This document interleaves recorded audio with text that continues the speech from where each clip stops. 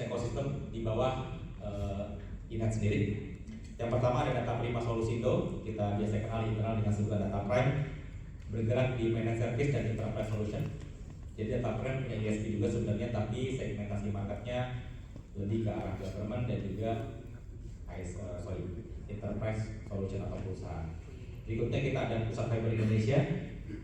Ini anak perusahaan yang kita pakai untuk kerjasama submarine cable Jakarta Singapura dan juga NAP atau access provider, yaitu jaringan dari Indonesia ke luar negeri, jadi jaringan internasional atau transit, dan juga Metro E seperti contoh DC-DC, data center, dan beberapa layanan lainnya, termasuk juga backbone di domestik Indonesia. Selanjutnya kita punya PT Inter Anak Bangsa, bergerak di infrastruktur managed service.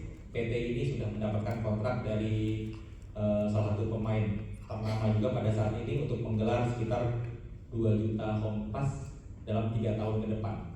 Kita sudah secure kontraknya, kita pakai PT Inter untuk menjadi kontraktor dan juga nanti maintenance di mungkin apa misalnya di WiFi, di anak perusahaan WiFi di IJB. Terus yang terakhir kita juga baru mengakuisisi PT Garuda Prima Internet Indo. Ini ISP asal Bali yang memang nanti akan kita proyekkan bergerak untuk menggelar infrastruktur internet di Bali. Bapak Ibu sekalian sudah mendengar juga tentang barangkali di isu kita, di mana ini akan banyak ekspansi di Bali dan juga di Pulau Lombok melalui anak perusahaan kita PT Garuda Prima Internet Indo yang memang sudah kita persiapkan untuk mendukung unit usaha tersebut. Selebihnya di induknya sendiri seperti yang Ibu Sekalian sampaikan, ada kita punya data center interkoneksi, SD-WAN, colocation, network, dan juga layanan lainnya. Next saja. Berikut merupakan direktur komisaris Inet sendiri. Saya Muhammad Arif, CEO dan Direktur. Ada Willy Usulangi, saat ini lagi ada tugas di Bali karena ada pertemuan yang saya tinggalkan.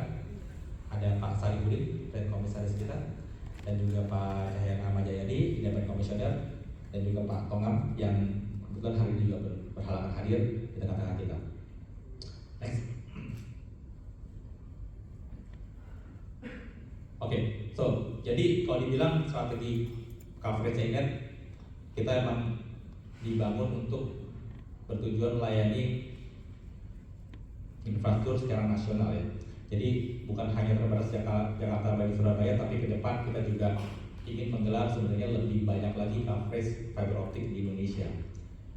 Dengan apa? Ya tadi, makanya kita punya submarine cable, kita juga mau menggelar FTTH network yang memang sudah kita rencanakan di tahun 2026 ini, dan kita juga yang lagi kita sedang matangkan adalah data center interconnect. Karena kita sama-sama tahu kebutuhan data semakin besar Indonesia, banyak data center yang hadir di Indonesia, data center asing maupun data center nasional yang lokal, ini sedang kita galakkan. Sekarang kita sudah ada 19 data center yang sudah terkoneksi.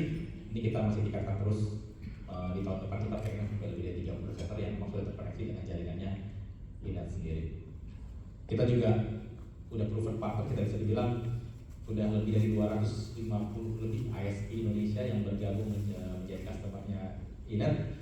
Kita juga beberapa punya segmen government, BUMN tadi melalui usaha kita di Data Prima, dan juga melalui PRP kita juga sudah beberapa internal partner seperti PCW dan lain-lainnya. Next.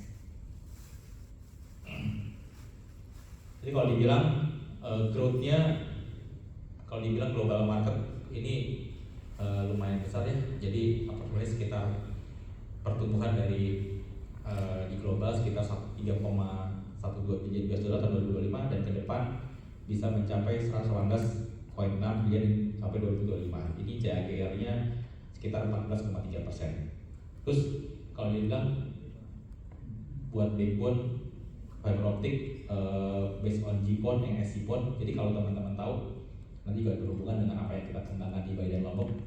Saat ini sedang migrasi besar-besaran sebenarnya di China dan beberapa negara lainnya. Kita sama-sama tahu namanya GPON, teknologi yang sekarang ada untuk FTTH ini udah berapa tahun.